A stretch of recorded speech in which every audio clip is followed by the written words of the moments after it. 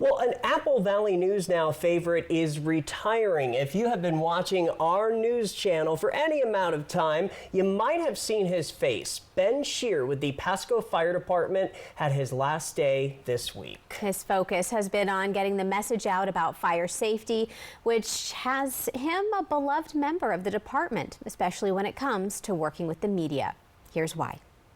You know, back when I started, no one wanted to talk to the media because they always got the story wrong. But I was going, we never talked to them, so how are they going to get the right story?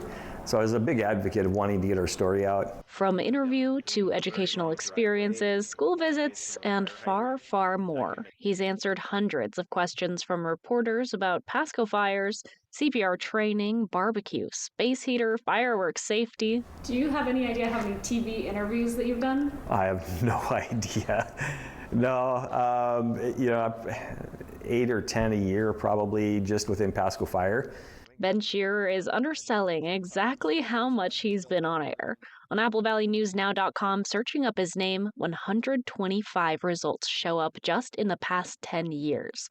I alone have interviewed Ben at least 15 times in the last 2.5 years. His advice for the community has stayed the same through all of that time. Your safety is up to you. We constantly talk here at Pasco Fire about being safe in your home, making those right choices. You know, I mean, we can talk specifics, having a working smoke alarm, not having candles in windowsills, space heaters need their own space, all those things I've said for the last 100-some interviews. Shearer has spent more than 3.5 decades serving the Pasco community after his first resident firefighting gig at Walla Walla County Fire District number 4. You know, here I am 35 plus years later. Did that for a couple years and then got the firefighting bug and came over here to the city of Pasco. They were the first ones to hire me after traveling all over the state testing for all kinds of departments. At that time, we got paid $5 for a call. Captain Ryan Selleck, who has been with the Pasco Fire Department for 12 years, says it's hard to quantify Ben's impact on the community.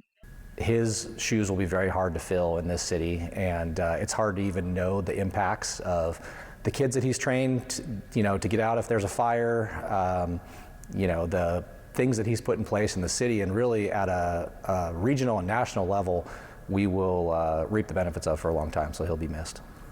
At Pasco, he's been able to share the fire safety education message, create a community risk reduction procedure, and protect the community through prevention before fires can start. He also says it was never meant to be a long-term thing for him. I figured when I first started firefighting, you know, do it for a while, if nothing else, had some stories to tell you know, when I was an old man, and I'm an old man now. It's time to sit back and tell stories. So.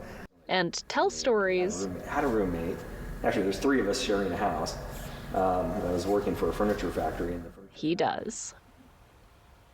That was Rylee Fitzgerald reporting. It seems like he has so many amazing stories. You could just sit and chat with him for forever.